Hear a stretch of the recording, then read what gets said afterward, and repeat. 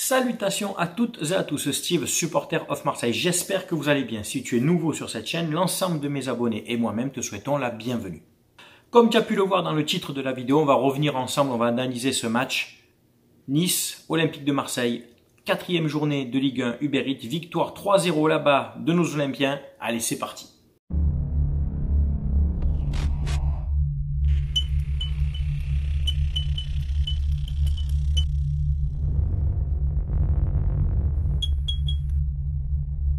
Ouais, Alexis Sanchez, il est fini. Dixit leur boulot, je crois.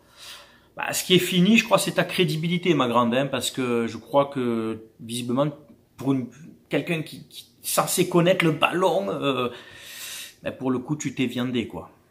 Alors, tout d'abord, il n'y avait pas de supporters marseillais là-bas à Nice, hein, décision de la Ligue, du préfet, de ce que tu veux, comme d'habitude, on est habitué maintenant justement à ce genre de décision. Il y avait une tribune qui était fermée, rien à voir avec ce qui s'était passé l'année dernière sur Payet et les débordements, mais c'est par rapport au chant contre le chant désastreux et lamentable contre Emiliano Sala. Donc le bas de la tribune était fermé.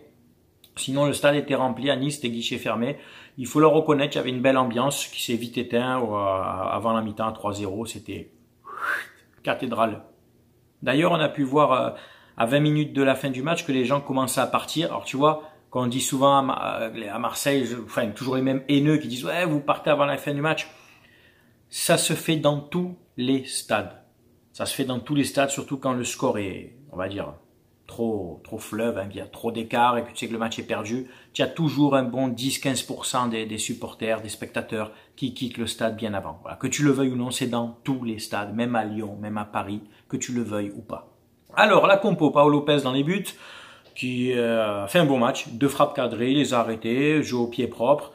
Le jeu aérien, des fois, alors il faut qu'il parle un peu plus pour moi, hein, notamment des sorties en première mi-temps, il faut qu'il s'impose, parce que quand il y a un défenseur devant lui, c'est bon pour se tamponner, tu vois, et du coup louper tous les deux bêtement le ballon, et ça peut profiter à l'adversaire. Donc non, Pau Lopez, je pense qu'il doit parler, s'imposer un peu plus. S'il sort pas, il n'y a pas de problème. Mais si tu sors, mec, impose-toi. Sinon, jeu au pied et les arrêts, tranquille, propre, rien à dire.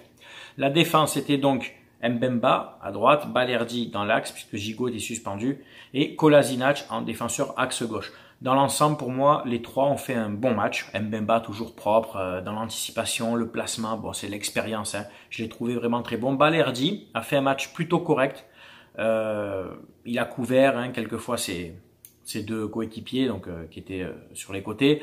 Il a pris aussi des bons ballons, notamment des ballons aériens de par sa taille. Au niveau de la vitesse, voilà, il est très peu mis à défaut, tu vois, en difficulté.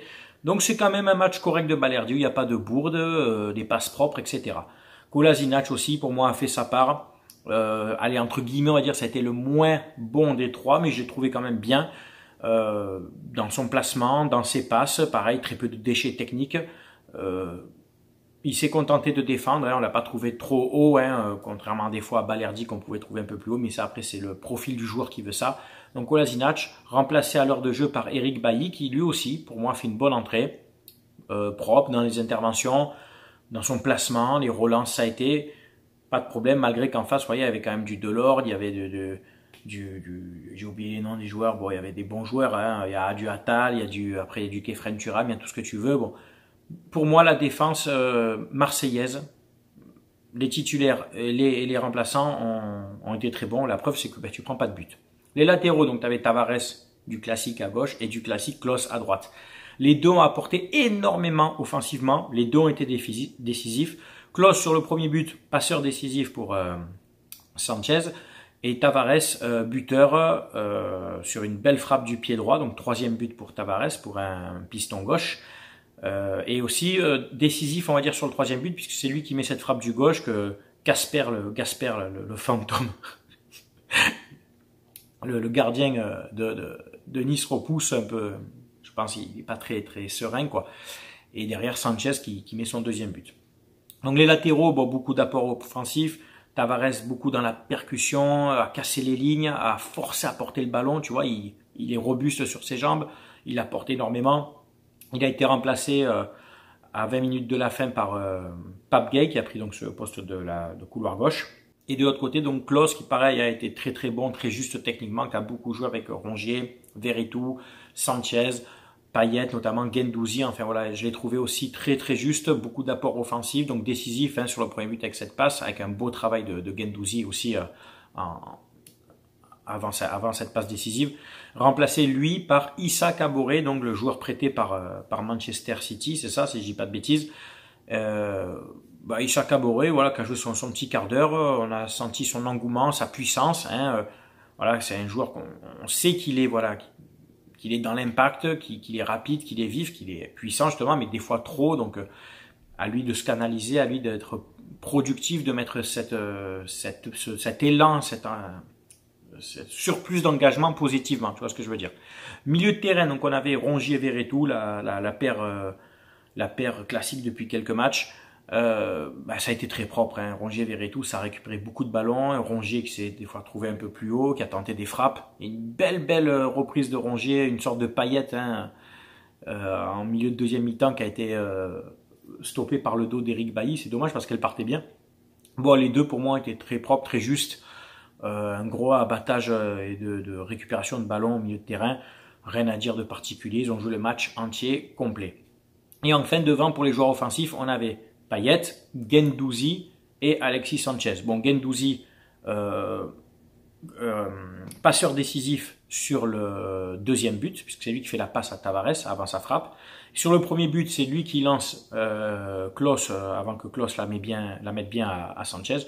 Et puis, même si des fois il a du déchet, beaucoup de dépenses d'énergie de Guendouzi, beaucoup d'abattage aussi, d'aller gratter des ballons, de se battre, d'aller chercher ballon très très haut, même dans les 20 derniers mètres de l'adversaire.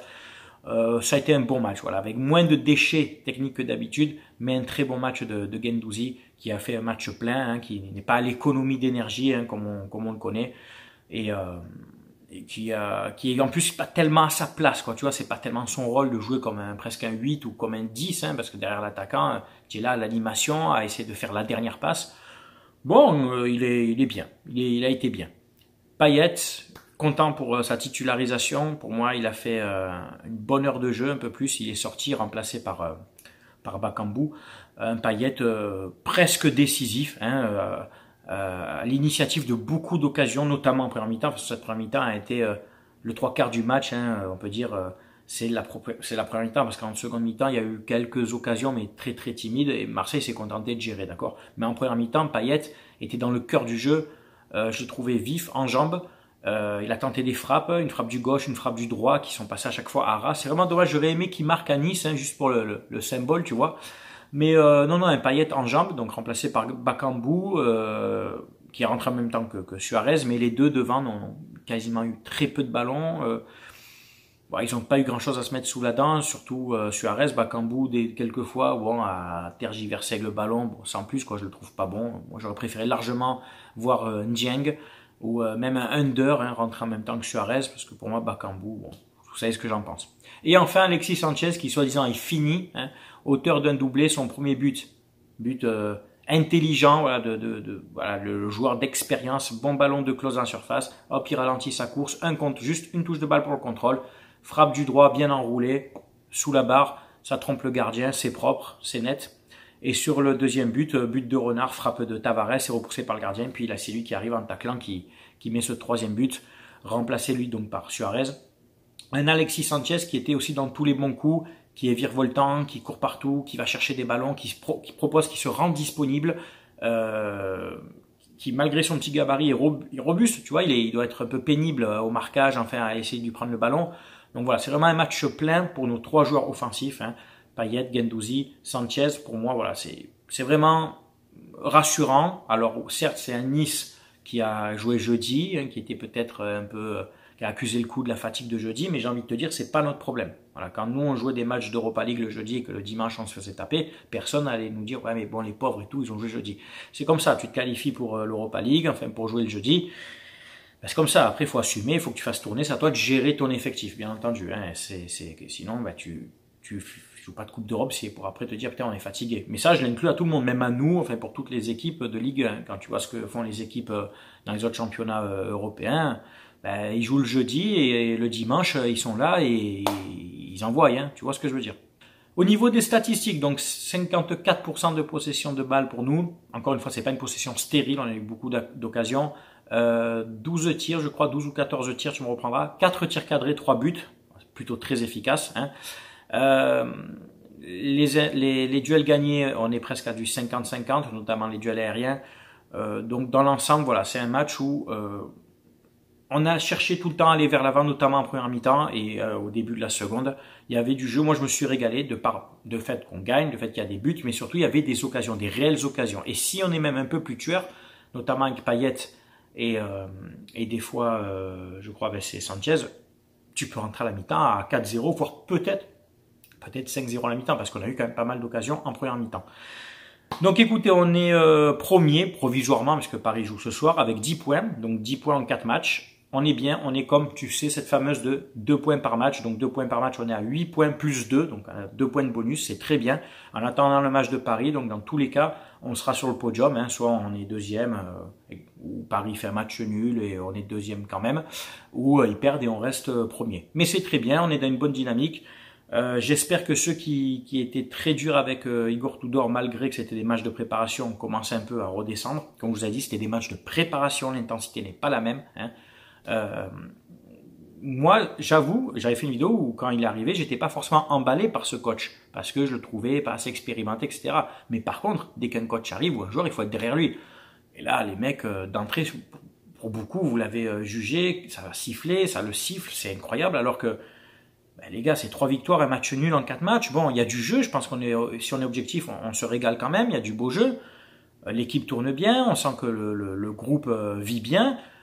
Il utilise tous les changements, ça c'est important, chose que ne faisait pas forcément Sampaoli. Il fait tourner l'effectif, donc tout le monde se sent concerné. Et surtout, quand tu as droit à 5 changements, pourquoi ne pas les faire? Tant qu'à faire, au lieu d'épuiser des joueurs, même si le joueur est bien ou quoi, pour éviter l'accumulation et après la blessure, tu as des changements. Mais moi, je suis pour faire tout le temps les 5 changements. Même un changement qui est inutile, hein.